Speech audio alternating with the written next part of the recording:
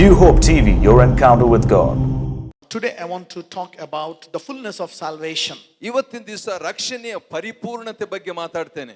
Hallelujah. Hallelujah. Everybody say salvation. ಎಲ್ಲರೂ ರಕ್ಷಣೆ ಅನ್ರಿ. Everybody say this word 3 times. Okay, now say in Kannada 3 times. 3 ಸಾರಿ ಕನ್ನಡದಲ್ಲಿ.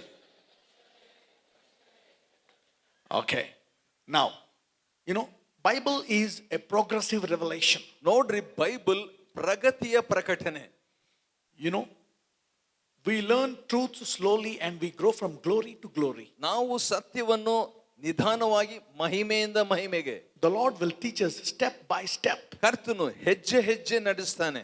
He may not give you the complete light at a time. ಪರಿಪೂರ್ಣ ಜೀವ ಆತನು ಒಟ್ಟಿ ಕೊಡಲ್ಲ. He will give you step by step. ಆತನು ಹೆಜ್ಜೆ ಹೆಜ್ಜೆ ಕೊಡ್ತಾನ್ರಿ. When you grow in the Lord and you read Bible, you learn more truths from the same scripture. ಮತ್ತು ಅದೇ ವಾಕ್ಯದಿಂದ ಹೆಚ್ಚೆಚ್ಚಾಗಿ ನೀವು ಕಲಿತೀರಿ ಕರ್ತನಲ್ಲಿ ಬೆಳೆದಾಗ. Hallelujah. Hallelujah. Which will give you more light and suspend more darkness. ಹೆಚ್ಚು ಬೆಳಕನ್ನು ಕೊಟ್ಟು ಕಾರ್ಗತ್ತಲನ್ನು ತೆಗಿತದೆ. That's what Paul says in Corinthians. When you see Jesus, you grow from glory to glory. ಅದನ್ನೇ ಪೌಲನು ಕೊರಿಂಥದಲ್ಲಿ ಹೇಳ್ತಾನೆ, ಯೇಸುವನ್ನು ನೋಡಿದಾಗ ಮಹಿಮೆಯಿಂದ ಮಹಿಮೆಗೆ.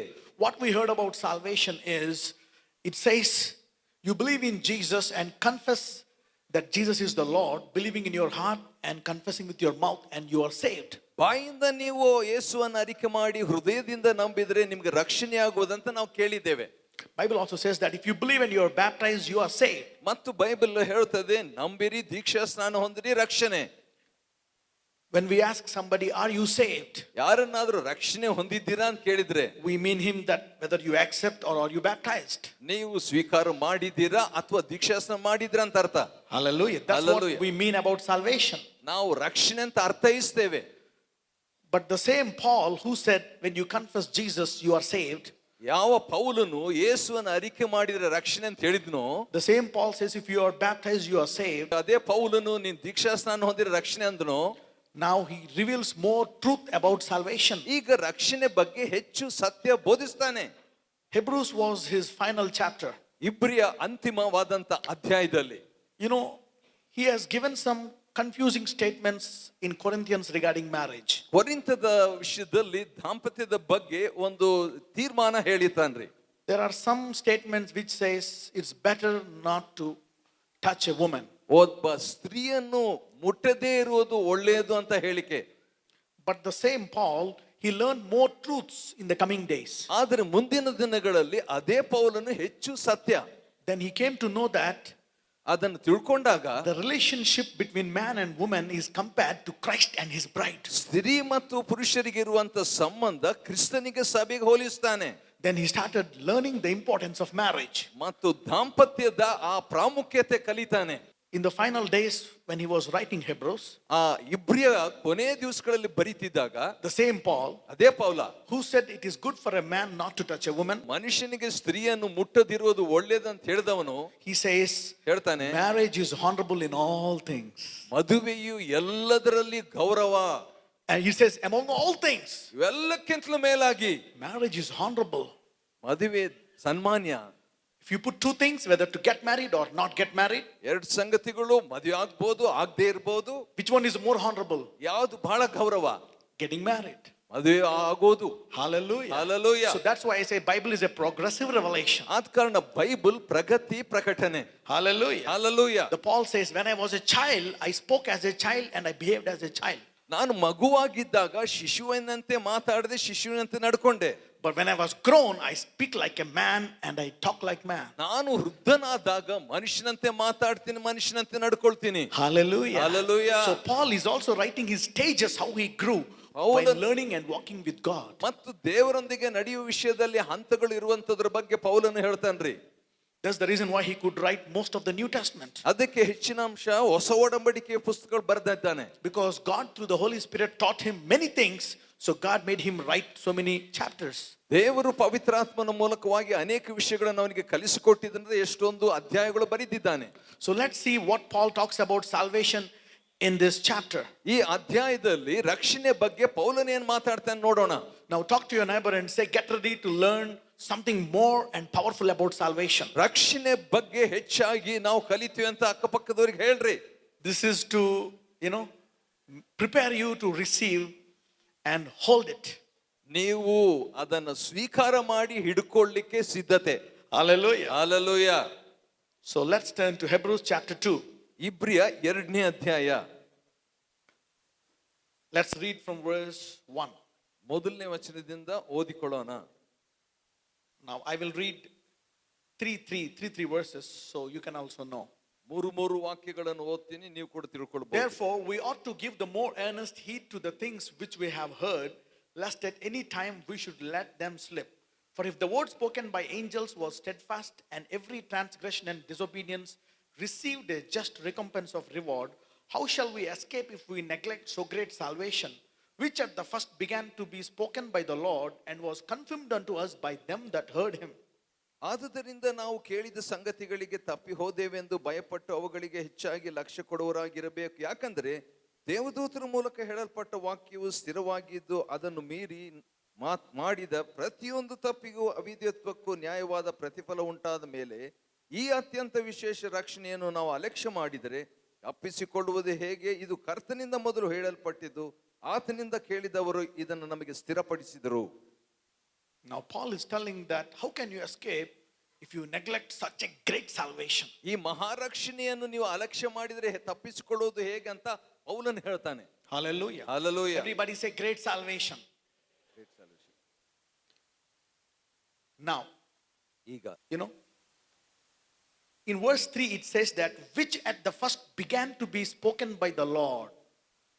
ಮೂರನೇ ವಚನದಲ್ಲಿ ಮೊದಲು ಇದು ಕರ್ತನಿಂದ ಹೇಳಲ್ಪಟ್ಟಿತು. Hallelujah. Hallelujah. So salvation begins when it is taught. ರಕ್ಷಣೆಯು ಬೋಧಿಸಲ್ಪಟ್ಟಾಗ ಪ್ರಾರಂಭಿಸುತ್ತದೆ. Hallelujah. Hallelujah. When you go to a church and you listen to the man of God, you start beginning to receive salvation. ಒಂದು ಸಭೆಗೆ ನೀವು ಹೋಗಿ ದೇವ ಮನುಷ್ಯನಿಂದ ಬೋಧನೆ ಕೇಳಿದಾಗ ರಕ್ಷಣೆಯನ್ನು ಹೊಂದಲಿಕ್ಕೆ ಪ್ರಾರಂಭ. Hallelujah. Hallelujah. So without preaching you can never know salvation. ಪ್ರಸಂಗ ಇಲ್ಲದೆ ನೀವು ರಕ್ಷಣೆ ಹೊಂದಲಾರಿರಿ. That's the reason why Bible says faith comes by hearing and hearing the word of God. ಅದಕ್ಕೆ ಬೈಬಲ್ ಹೇಳ್ತದೆ ನಂಬಿಕೆಯು ಕೇಳೋದ್ರಿಂದ ದೇವರ ವಾಕ್ಯ ಕೇಳೋದ್ರಿಂದ ಬರುತ್ತೆ. So preaching is the beginning of salvation. ಆದ ಕಾರಣ ರಕ್ಷಣೆಯ ಪ್ರಾರಂಭ ಪ್ರಸಂಗವಾಗಿರುತ್ತದೆ. Hallelujah. Hallelujah. Preaching is not the end, but preaching is the beginning. ಆ ಒಂದು ಪ್ರಸಂಗ ಅನ್ನುವಂಥದ್ದು ಮುಕ್ತಾಯ ಅಲ್ಲದು ಪ್ರಾರಂಭ ಅದು. Now let's see verse 4. 4ನೇ ವಚನ ಓದೋಣ್ರಿ. God also bearing them witness with signs and wonders and with diverse miracles and gifts of the Holy Ghost according to his own will.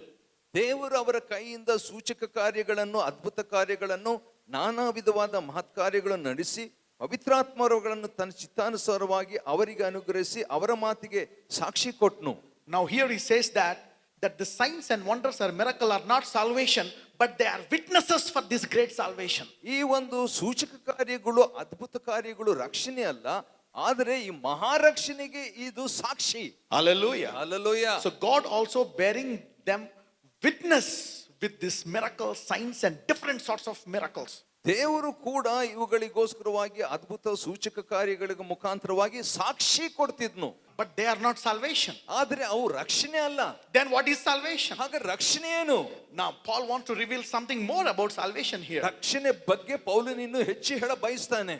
You think that accepting Jesus is salvation? ಯೇಸುವನ್ನು ಸ್ವೀಕಾರ ಮಾಡೋದು ರಕ್ಷಣೆ ಅಂತ ನೀವು ತಿಳ್ಕೊಳ್ತೀರಿ. And you grow with the Lord and you ask some gifts and start demonstrating some gifts, you think it's a higher level of salvation. ವರಗಳನ್ನು ಕರ್ತನಿಂದ ಪಡ್ಕೊಂಡ್ರೆ ರಕ್ಷಣೆಯ ಉನ್ನತ ಮಟ್ಟ. But Paul says that it begins by preaching. ಆದರೆ ಪೌಲನ್ ಹೇಳ್ತಾನೆ ಪ್ರಸಂಗದಿಂದ ಪ್ರಾರಂಭ. The salvation will begin by preaching and miracles and signs are just testimonies of salvation. ರಕ್ಷಣೆ ಅನ್ನುವಂಥದ್ದು ಈ ಒಂದು ಪ್ರಸಂಗದಿಂದ ಪ್ರಾರಂಭವಾಗ್ತದೆ, ಆದರೆ ಅದ್ಭುತ ಸೂಚಕ ಕಾರ್ಯಗಳು ಅದು ಸಾಕ್ಷಿ. Hallelujah. Hallelujah. Now let's see the beauty of this chapter which introduces the glory of salvation. ರಕ್ಷಣೆಯ ಮಹಿಮೆಯನ್ನು ತೋರಿಸುವಂತ ಈ ಅಧ್ಯಾಯವನ್ನು ಇನ್ನೂ ಸ್ವಲ್ಪ ನೋಡ್ಕೊಳ್ಳೋಣ್ರಿ. For unto the angels hath he not put in subjection the world to come, whereof we speak. But one in certain place testified, saying, What is man that thou art mindful of him, or son of man that thou visitest him? Thou made him little lower than angels, thou crowned him with glory and honor, and did set him over the work of thy hands.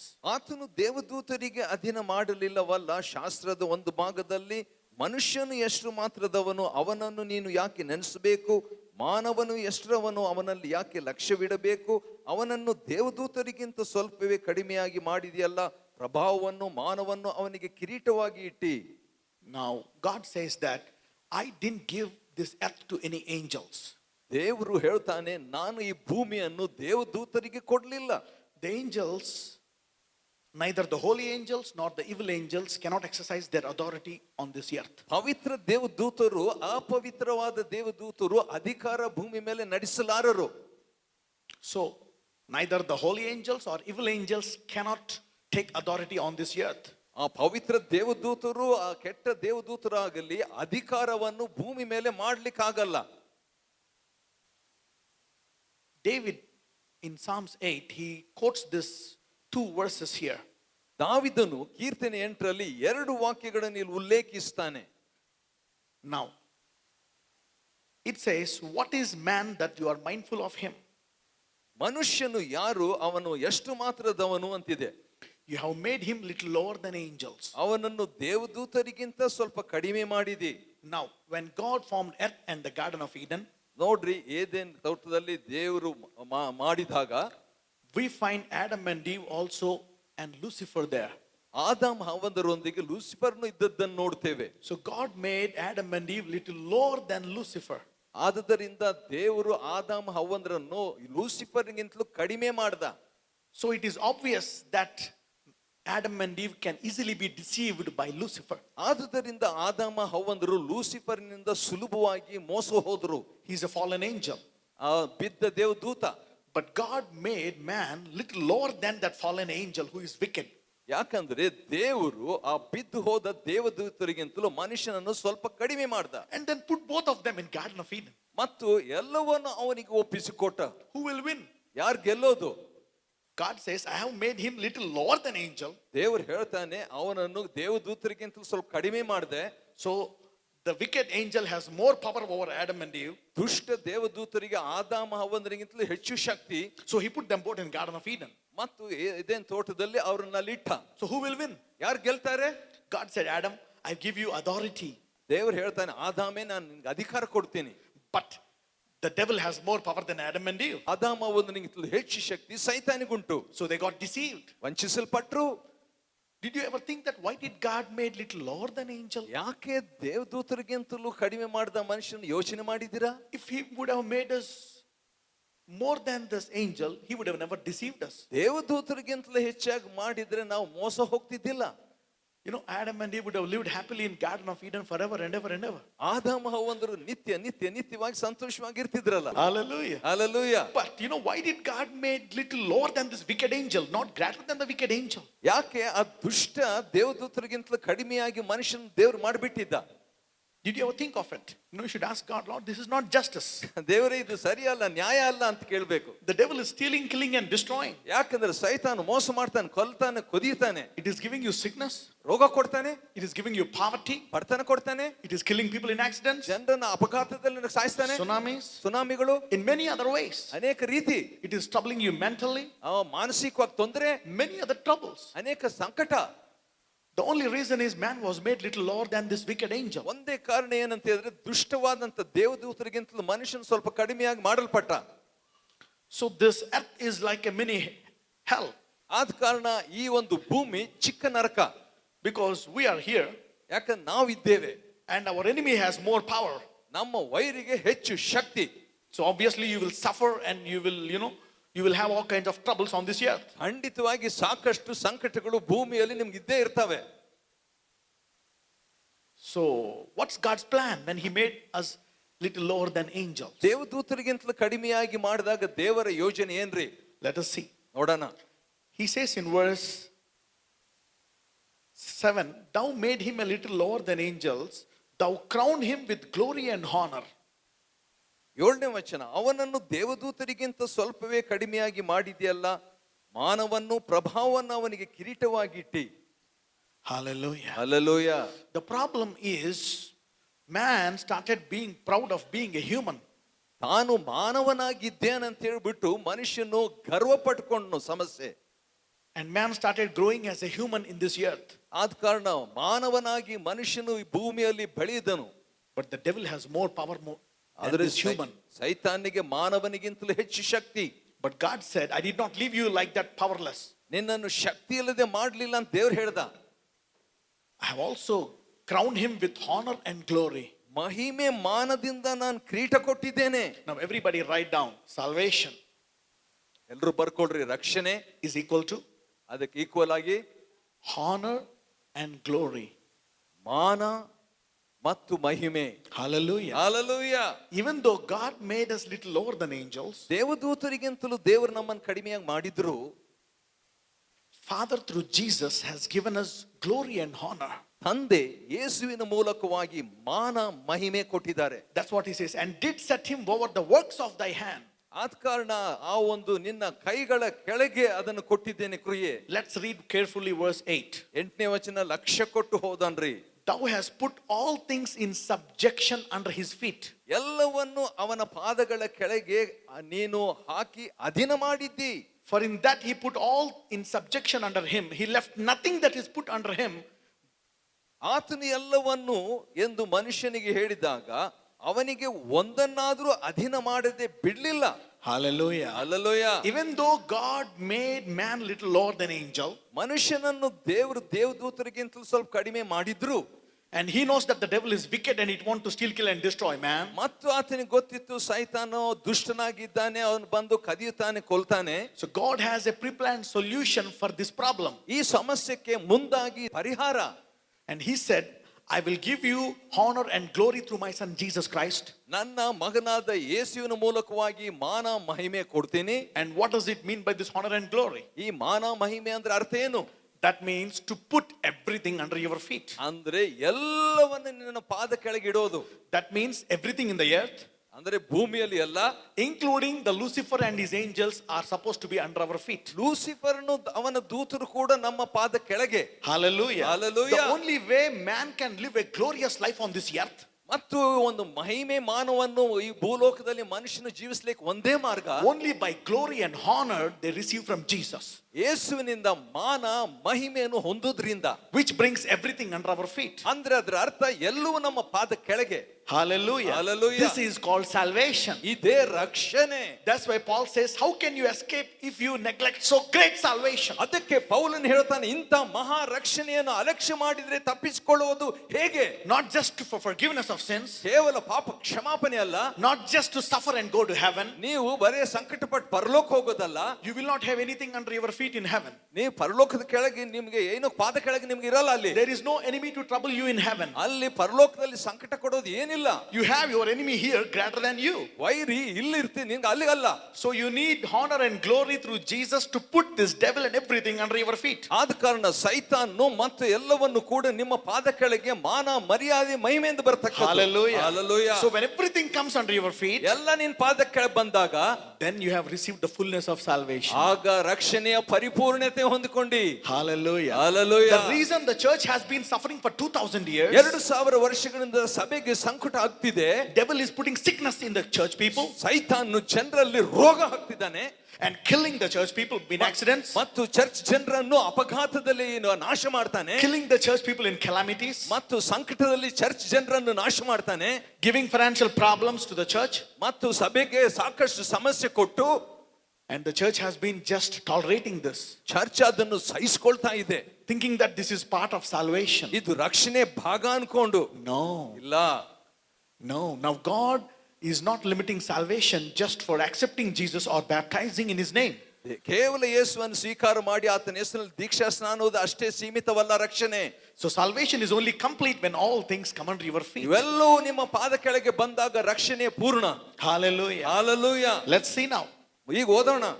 We see not yet all things put under him, but we see Jesus, who was made little lower than angels for the suffering of death, crowned with glory and honor, that he by the grace of God should taste death for every man.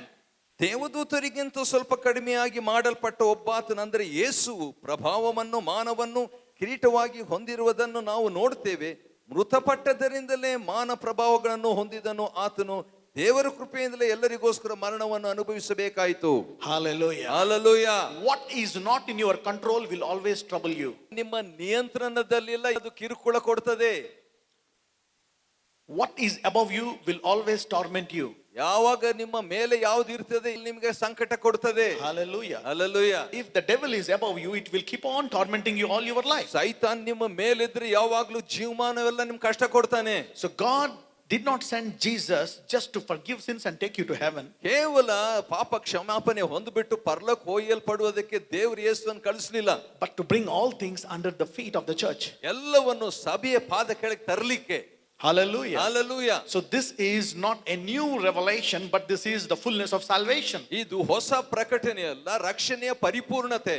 The same Paul ಅದೇ ಪೌಲ who taught some elementary things about salvation. ರಕ್ಷಣೆ ಬಗ್ಗೆ ಅದು ಪ್ರಾರಂಭ ವಿಷಯಗಳು ಹೇಳಿದವನು. In the same word of God, ಅದೇ ದೇವರ ವಾಕ್ಯ when it comes to the end of his chapters, ಆ ಅಧ್ಯಾಯ ಮುಕ್ತಾಯದಲ್ಲಿ Hebrews, ಇಬ್ರಿಯ he reveals full light regarding marriage and salvation and many other things. ರಕ್ಷಣೆ ಮತ್ತು ಮದುವೆ ಬಗ್ಗೆ ಅನೇಕ ವಿಷಯ. Hallelujah. Hallelujah. He says he was confused about marriage in his early stages, ಆತನ ಪ್ರಾರಂಭದಲ್ಲಿ ಮದುವೆ ವಿಷಯದಲ್ಲಿ ಆತನ ಗಲಿಬಿಲಿ. but he says it's honorable in his final scriptures. ದಾಂಪತ್ಯವು ಅದು ಎಲ್ಲದರಲ್ಲಿ ಗೌರವ ಅಂತ ಕೊನೆಗೆ ಹೇಳ್ತಾನ್ರಿ. Now he gives full light regarding salvation, that all things should come under your feet. ಈಗ ರಕ್ಷಣೆಯ ಪೂರ್ಣತೆಯನ್ನು ಕೊಡುವಾಗ ಎಲ್ಲವೂ ನಿನ್ನ ಪಾದ ಕೆಳಗೆ ಬರ್ಬೇಕಂತಾನೆ. Hallelujah. Hallelujah. David also prophesied this in Psalms. ದಾವೀದನು ಸಹ ಕೀರ್ತನೆಯಲ್ಲಿ ಪ್ರವಾದಿಸಿದ. Hallelujah. Hallelujah. So God has preserved this for the earth so that you will not be troubled by the devil anymore. ಇನ್ನು ಮುಂದೆ ಸೈತಾನನಿಂದ ನೀವು ತೊಂದರೆ ಪಡಬಾರ್ದಂತ ಹೇಳ್ಬಿಟ್ಟು ಪೌಲನು ಈ ಪ್ರಕಟಣೆ ಕೊಡ್ತಾನೆ. That's how the world will know that our God is the true living powerful God. ನಮ್ಮ ದೇವರು ಸತ್ಯವಂತ ಜೀವಂತ ದೇವರಂತ ಲೋಕಕ್ಕೆ ಗೊತ್ತಾಗ್ತದೆ. You cannot be attacked by the devil which is attacking the world. ಲೋಕವನ್ನು ದಾಳಿ ಮಾಡುವ ಸೈತಾನು ನಿಮ್ಮನ್ನು ದಾಳಿ ಮಾಡಬಾರದು. What is this salvation? ರಕ್ಷಣೆ ಏನ್ರಿ? Knowing Jesus and suffering along with the world people. ಯೇಸುವನ್ನು ತಿಳ್ಕೊಂಡು ಲೋಕದೊಂದಿಗೆ ಸಂಕಟ ಪಡೋದಾ? Is salvation so small that it cannot protect you from sickness, disease and all this pain? ನಿಮ್ಮ ರೋಗ ನೋವಿನಿಂದ ರಕ್ಷಿಸಲಾರದಂತದ್ದು ರಕ್ಷಣೆ ಚಿಕ್ಕದಾ? And live always in fear all your life? ಯಾವಾಗಲೂ ಜೀವಮಾನವೆಲ್ಲ ಕಣ್ಣೀರು? That's not salvation. ಅದು ರಕ್ಷಣೆ ಅಲ್ಲ. You know, accepting Jesus and receiving forgiveness is the beginning of salvation. ಯೇಸುವನ್ನು ಸ್ವೀಕಾರ ಮಾಡಿ ಪಾಪ ಕ್ಷಮಾಪಣೆ ಹೊಂದುವಂತದ್ದು ರಕ್ಷಣೆ ಪ್ರಾರಂಭ. Salvation is designed to bring heaven on earth. ರಕ್ಷಣೆ ಅನ್ನುವಂಥದ್ದು ಪರಲೋಕವನ್ನು ಭೂಮಿಗೆ ತರುವಂತ ರಚನೆ. Hallelujah. Hallelujah. When everything comes under your feet, ಎಲ್ಲವೂ ನಿನ್ನ ಪಾದ ಕೆಳಗೆ ಬಂದಾಗ you experience heaven on earth. ನೀವು ಪರಲೋಕವನ್ನು ಭೂಲೋಕದಲ್ಲಿ ಅನುಭವಿಸ್ತೀರಿ.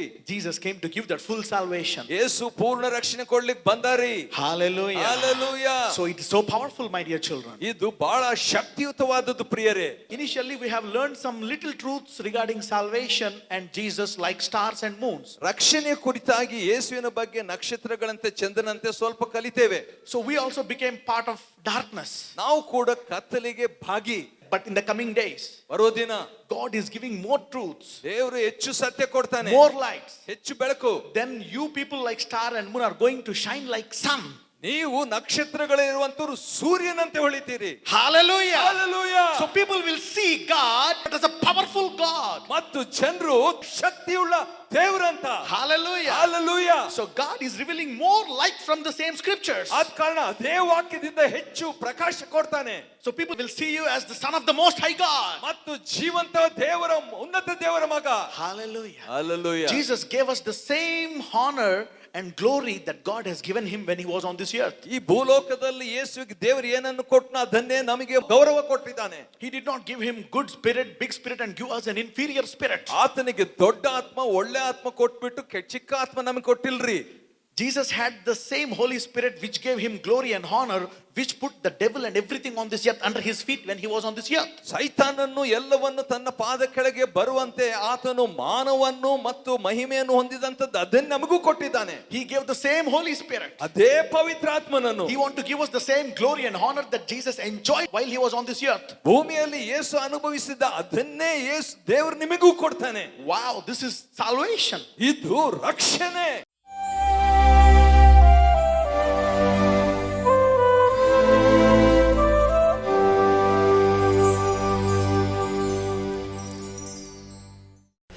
Those who are sick in your body can stand up ನಿಮ್ಮ ದೇಹದಲ್ಲಿ ಅಸ್ವಸ್ಥರಾದವರು ಎದ್ದು ನಿಂತ್ಕೊಳ್ರಿ. and put your right hand.